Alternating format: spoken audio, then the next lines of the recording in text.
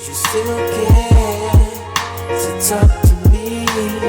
So what's up guys, it's here Bayanino or Quadigy, and yes, Modern Warfare Season 3 or Warzone Season 3 is finally here, and in this video I'm going to go over everything that is available in the new season for Call of Duty Modern Warfare or Warzone. In case you guys are interested, the patch notes will be in the description below if you guys don't want to like look through this video or whatever the case is. So the exact patch notes will be in this video whenever available.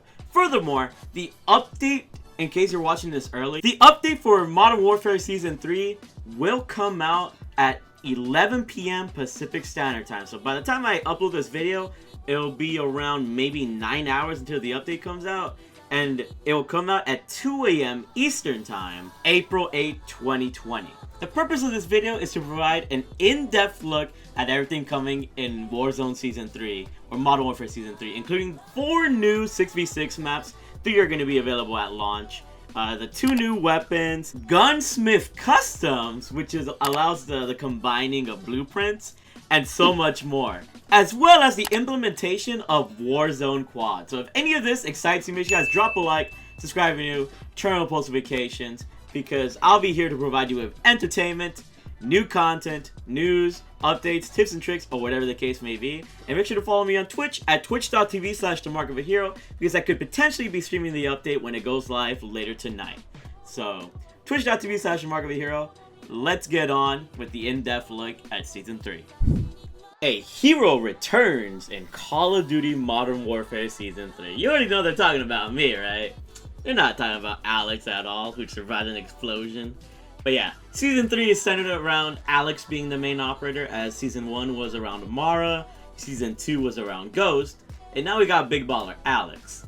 I'm interested to see if Season 4 is going to be Farah and Season 5 is going to be Captain Price, or vice versa. Let me know what you guys think about future seasons and how they're going to present the main operators. But yeah, there's a new mode for free-to-play Warzone, 2 weapons free for everyone, as well as 3 multiplayer maps, and a wealth of additional content this week with Season 3's launch. So this blog post is going to go into depth with everything, and I'll be talking about this roadmap probably later in the video. But here's a little story synopsis, as we have seen in the past.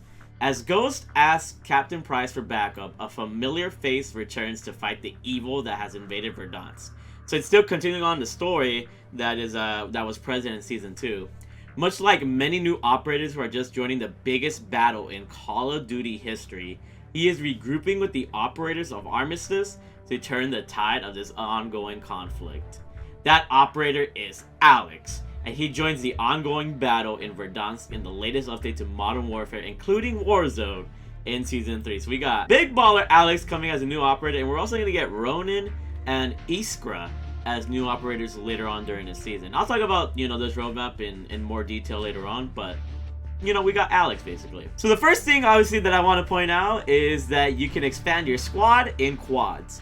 Free-to-play Call of Duty Warzone, a massive combat experience from the world of Modern Warfare, just made your squad a little bit bigger in its newest game mode. So you guys can see you can drop into quads available for Battle Royale and Plunder, which allows you to team up with 3 other players for a squad of 4.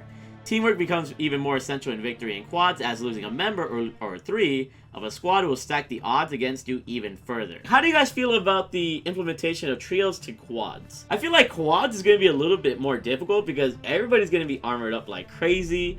Everybody's going to have a lot of money to try and get loadout drops. It's almost like that nerf to the loadout drop money isn't going to be that bad because you're going to have 4 people that can collect money now. So let me know what you guys think about quads. Are you guys going to be playing it like crazy or what? It's going to be fun for friends, that's for sure. But sometimes I do it myself.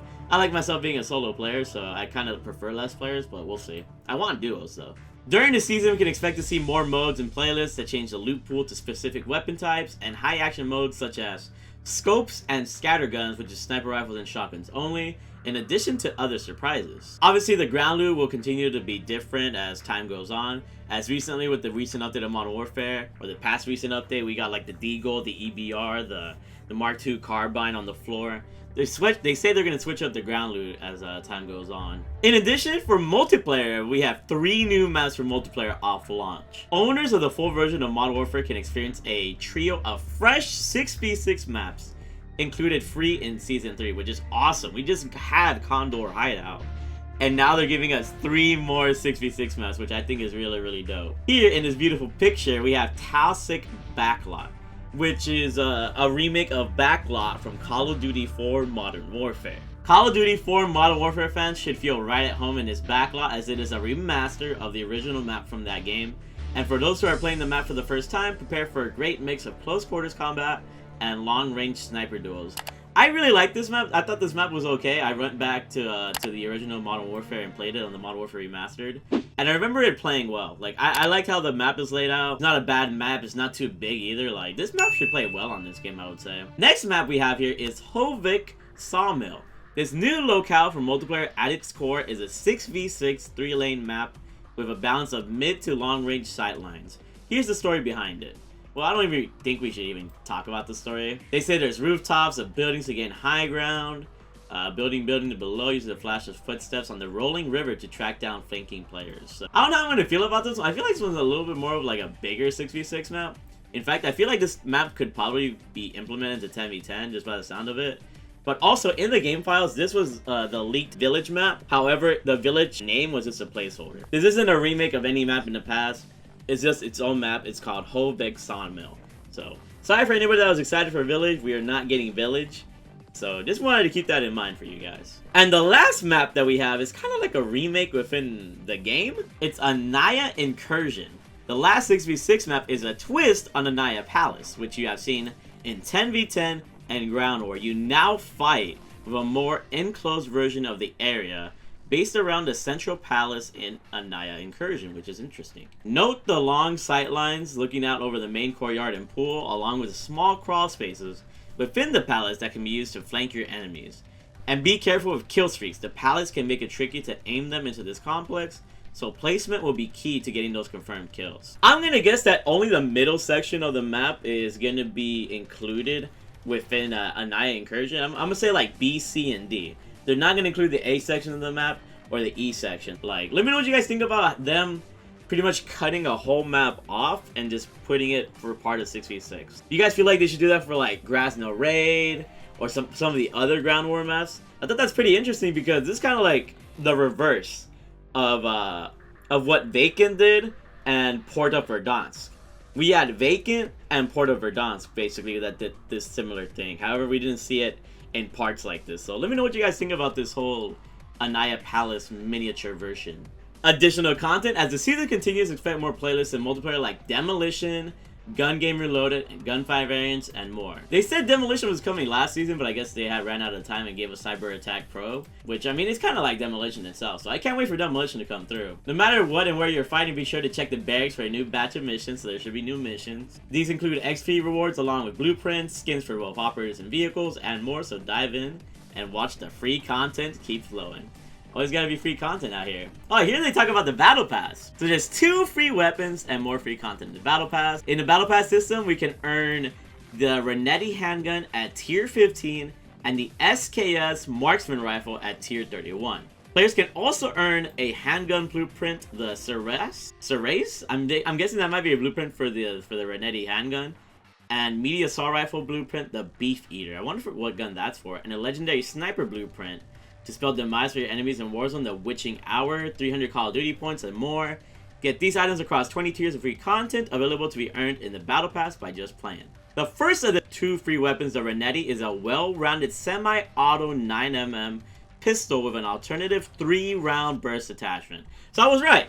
This pistol is pretty much can be like the Raffica from Modern Warfare 2. So if you wanted to, I think it's going to be in the perks section where you could make it a 3-round burst pistol, or it'll be in the ammunition, which is going to make it a lot more interesting. Unassuming yet deadly, this sidearm excels in close range combat, but can be kitted for a variety of situations. So I'm interested to see what the attachments can make this gun.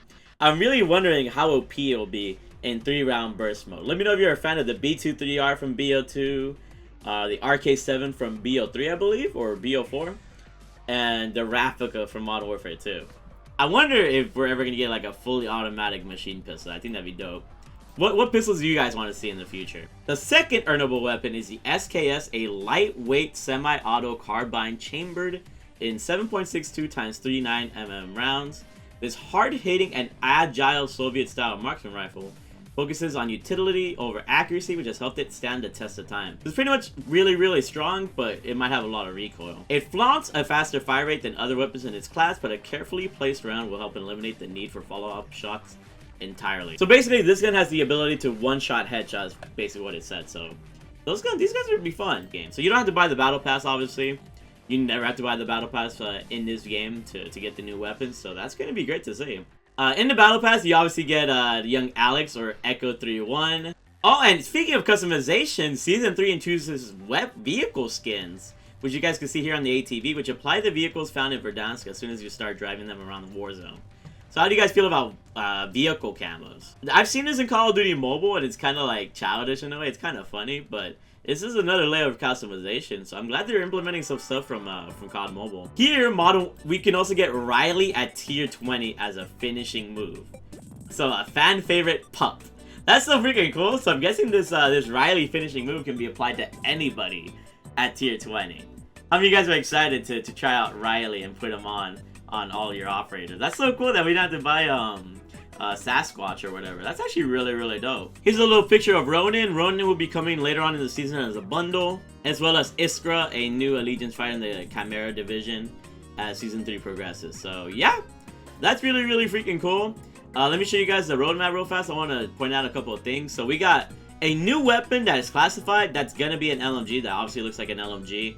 And we also have Gunsmith Customs. I've mentioned this before, but this is a Frankensteining of weapons, where basically you can take multiple weapon blueprints of the same weapon and mix and match attachments so that it becomes like an entirely like freakish looking gun. But if you can find out some cool combinations, you can make the gun look even better with some of the designs you make. So I'm excited for this. And then we got Hard Hat, which is a Modern Warfare 3 remake of the map Hard Hat. And I love that map so much. How many of you guys are excited to see Hard Hat in Call of Duty Modern Warfare 2019? I am just so excited. Like, Modern Warfare 3 has had the best maps out of all the Call of Duty series, and I'm excited to see it come back. So make sure you guys drop a like, subscribe if you're new, turn on post notifications. You guys are excited for Call of Duty Modern Warfare Season 3. The 1.19 update should be coming out very soon here. And yeah, make sure to follow me on Twitch at twitch.tv/TheMarkOfAHero if you guys want to interact with me more and see how the new update and the new season prevails for the rest of this month. But yeah, you guys are freaking amazing. I love you all. And keep being big ballers. Bye. I love you all.